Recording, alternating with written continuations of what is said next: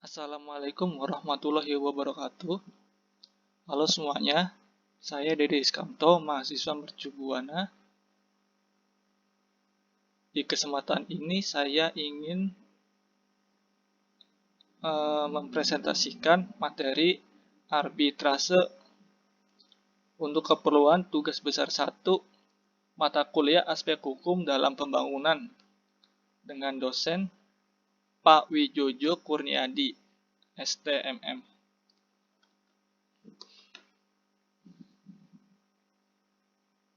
Tentang arbitrase, saya mengacu pada Undang-Undang 30 tahun 1999 dengan poin apa itu arbitrase, apa keunggulan arbitrase, siapa yang berhak menjadi arbiter, kapan arbitrase diperlukan. Pertama, apa itu arbitrase? Arbitrase adalah suatu penyelesaian suatu sengketa perdata di luar peradilan umum yang didasarkan pada perjanjian arbitrase yang dibuat secara tertulis oleh pihak yang bersengketa. Para pihak adalah subjek hukum atau menurut hukum perdata maupun hukum publik sesuai dengan pasal 1 ayat 2 dan ayat 3 Undang-Undang Nomor 30 1999. Kedua, apa sih keunggulan arbitrase? Saya membatasi ini ada 5 aja. Sebenarnya itu ada banyak. Dengan yang pertama yaitu proses arbitrase konfidensial.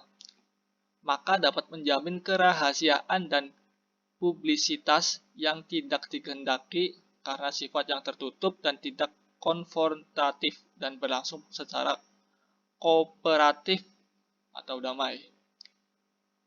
Yang kedua, sifatnya menjerumus kepada privatisasi, penyelesaian sengketa dan dapat dikatakan ditujukan pada posisi win-win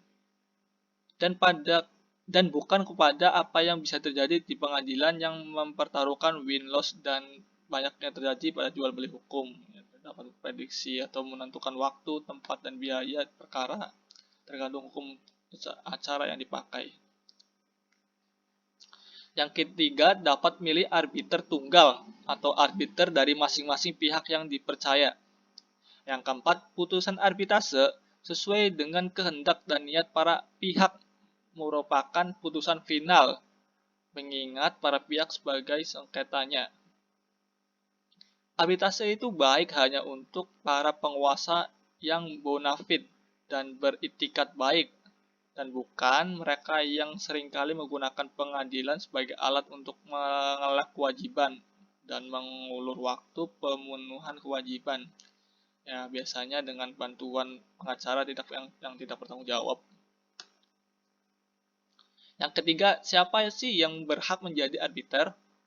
Menurut pasal 12 Undang-Undang Nomor 30, pertama, arbiter harus memenuhi syarat cakap melakukan tindakan hukum, berumur paling rendah 35 tahun, tidak mempunyai hukuman keluarga sedarah atau semenda, sampai dengan derajat kedua dengan salah satu pihak yang bersengketa. Tidak mempunyai kepentingan finansial lain atau atas putusan arbitrase, memiliki pengalaman serta menguasai secara aktif di bidangnya, paling tidak 15 tahun. Hakim, jaksa, panitera, dan pejabat peradilan lain tidak dapat ditunjuk atau diangkat sebagai arbiter. Lalu ketiga, status arbiter yaitu dipilih atau disepakati oleh para pemilih, bukan pengacara atau advokat, bukan penasehat hukum, bukan konsultan, bukan wali. Lalu yang keempat, pemilih arbiter yang merupakan majelis arbitrase sangat penting dan seringkali merupakan langkah yang sangat menentukan dalam arbitrase. Lalu keempat, kapan sih arbitrase diperlukan? Menurut pasal 5 Undang-Undang Nomor 30 tahun 1999, sengketa di bidang perdagangan dan menjalani hak yang menurut hukum dan peraturan perundang-undang dikuasai sepenuhnya oleh pihak yang bersengketa. Sengketa yang tidak dapat diselesaikan melalui arbitrase hanya sengketa yang menurut peraturan perundang-undang tidak dapat diadakan perdamaian, hukum keluarga, palit, dan penyelesaian susunan pengurus dan perubahan permodalan dalam perseroan. Pihak yang terlibat: pemohon. Pemohon adalah pihak yang mengajukan pemohon penyelesaian sengketa melalui arbitrase. Lalu termohon. Termohon adalah pihak lawan dari pemohon dalam penyelesaian sengketa melalui arbitrase. Lalu kemudian ada arbiter.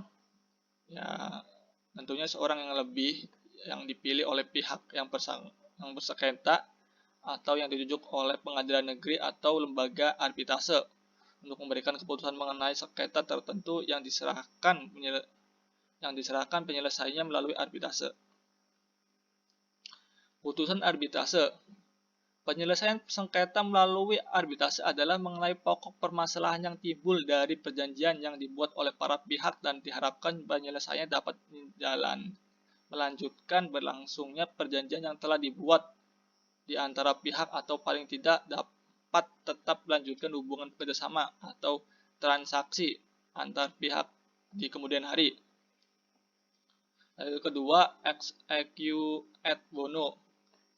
Harus dengan tegas dinyatakan dalam klausula arbitrase sebagai salah satu pasal dalam perjanjian. Yang ketiga, hukum yang dipergunakan adalah hukum yang disepakati dan jika tidak ada yang disepakati, maka hukum yang diterapkan adalah hukum tempat arbitrase dilakukan. 4. Namun demikian, meskipun sengketa diputuskan berdasarkan hukum dan undang-undang, akan tetapi dalam penerapannya berpegang pada asas keadilan dan mempertimbangkan asas-asas hukum perjanjian. Putusan arbitrase.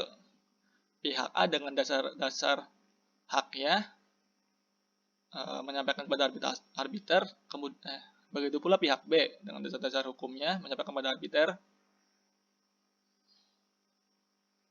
Pengambilan keputusan itu pengambilan keputusan pihak ketiga atau netral. Sifatnya yaitu adversarial. Para pihak yang berargumentasi satu sama lain dengan meyakinkan pengadilan putusan agar berpihak kepadanya. Itu berarti pihak A